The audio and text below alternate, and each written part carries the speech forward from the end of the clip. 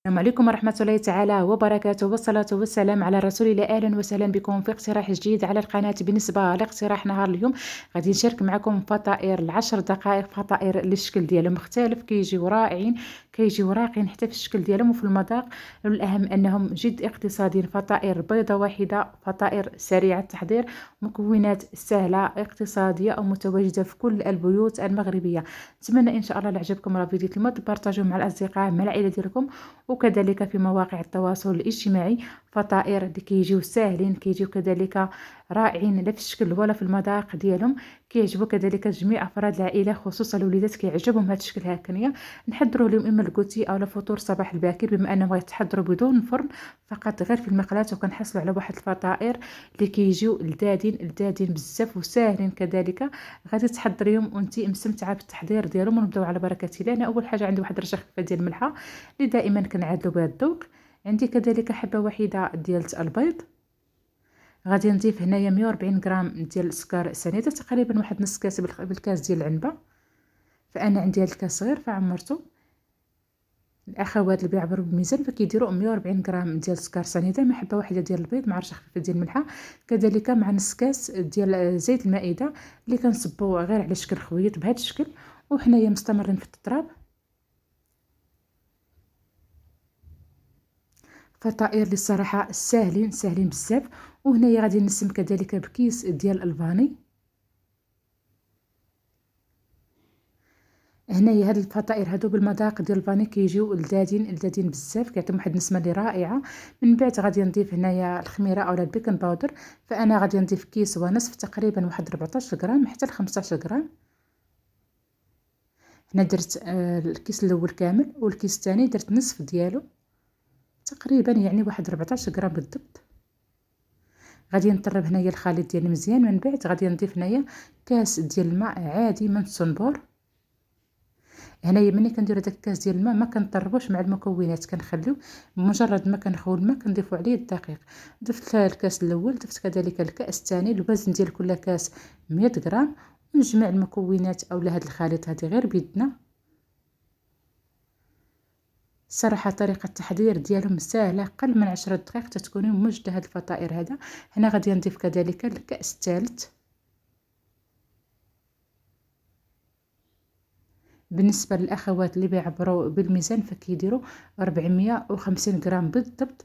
اللي ما عندوش الميزان وبيعبر غير بالكاس ديال العنبه فكيدير 4 كؤوس ونصف، تقريبا 450 غرام. الوزن ديال كل كاس كيوزن لنا 100 غرام ديال الدقيق الفورس. هنايا غادي نجمع الخليط حتى كنحصل على واحد العجين اللي متماسك وفي نفس الوقت راه رطب، يعني ما يكونش مرخوف بزاف وما يكونش كذلك قاصح بزاف. هنا غادي نزيد نصف ديال الكاس الخامس، يعني درت 4 كؤوس عامرين الوزن ديالهم 100 غرام.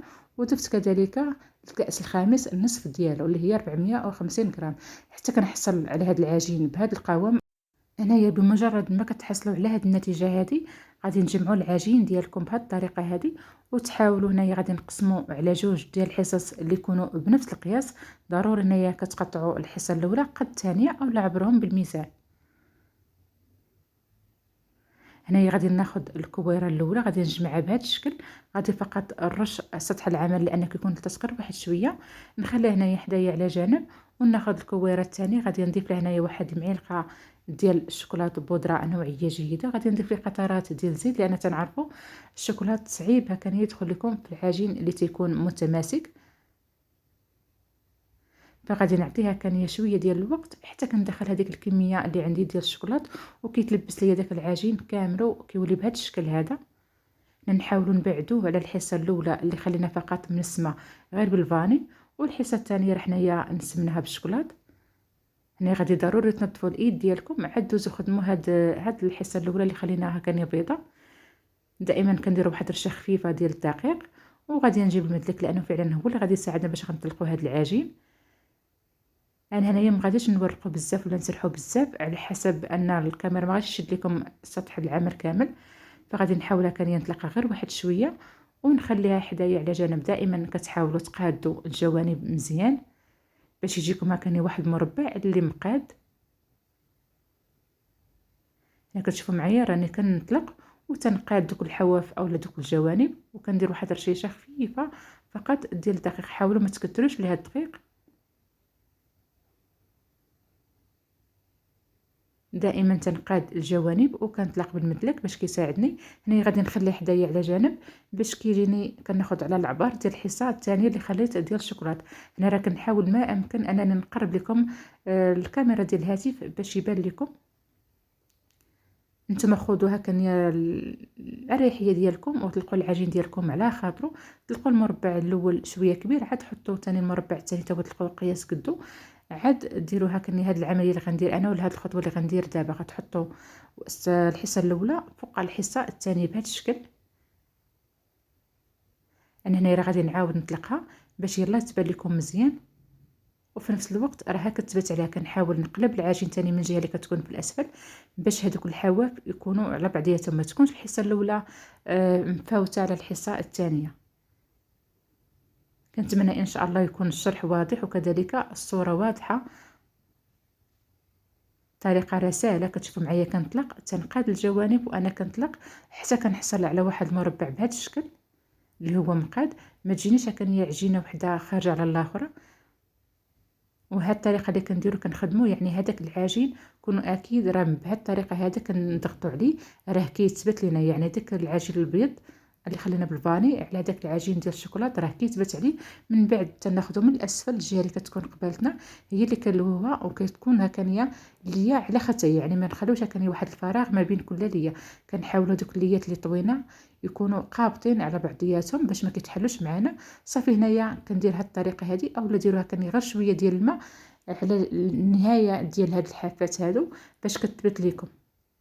يعني غير بالاسبوع ديالكم ولا بالشتاء كديروها كنيه واحد الخط شويه الماء كدهنوا به، صافي راه العجين كيتبت لكم مباشره عليه. هنايا غادي نجيب واحد الخيط، ضروري هنايا الخيط باش كيجيكم مقاد احسن من السكين. ناخذ واحد الخيط اللي يكون صحيح ونحاولوا هكا نقطعوا دوائر ما يكونوش غلاظين وما يكونوش كذلك رتاني رقاقين بزاف، يعني يكون فيهم واحد سنتيم او اقل باش ما يجيوناش هكا غلاظين لان فيهم الخميره. ومن بعد غادي نتفقوا ما غيجيش الشكل ديالهم زوين. فحاولوا كان تقطعوا حصص اللي هما رقاقين حتى في الطهي ديالكم ما ياخذوش لكم واحد الوقت كثير وكيطيبوا يعني بسرعه وكيكون داخلهم الطياب. تنأكد على هذه النقطه، ما تقطعوش يعني كان هي حجم اللي هو غليظ بزاف، خليهم كان شويه رقاقين. يعني ملي تنكون رقاقين راني كنحاول نوريكم السمك ديال هاد الفطائر ما يتعداش لكم واحد السنتيم.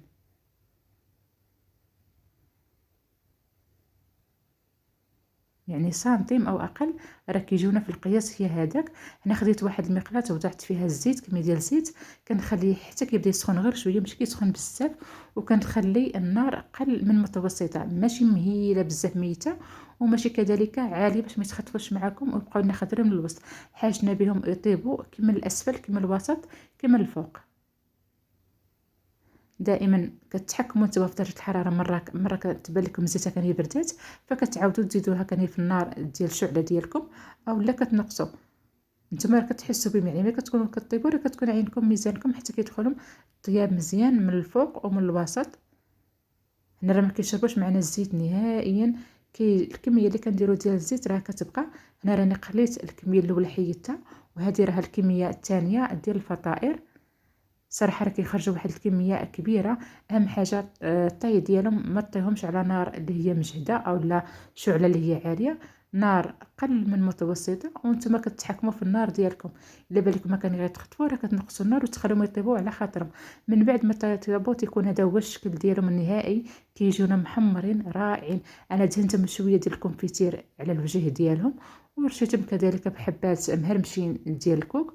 ممكن تزينهم كذلك باللوز افيلي محمر او مهرمش اولا كذلك غير بشويه ديال الكوك اللي عندكم فزينوا به كيجي الشكل ديالهم رائع. كيجيونا طايبين. هنا غادي نوريهم لكم حتى من الداخل، شوفوا معايا راه كيجيو طايبين وكيجيو هشاشين، كيجيو بواحد المذاق اللي رائع بزاف. نتمنى ان شاء الله تحضروهم لوليداتكم وانا اكيد غادي يعجبهم لان فعلا الوليدات كيبغوا بحال هاد الوصفات. حتى حنا الكبار كنوعوا في الفطائر وكتبقى شي حاجه اللي هي سهله اقتصاديه ديال اخر لحظه وكنوجدوهم. نتمنى ان شاء الله يعجبكم الفيديو اليوم وتبارطاجيو مع الصديقات مع العائله ديالكم والى اللقاء.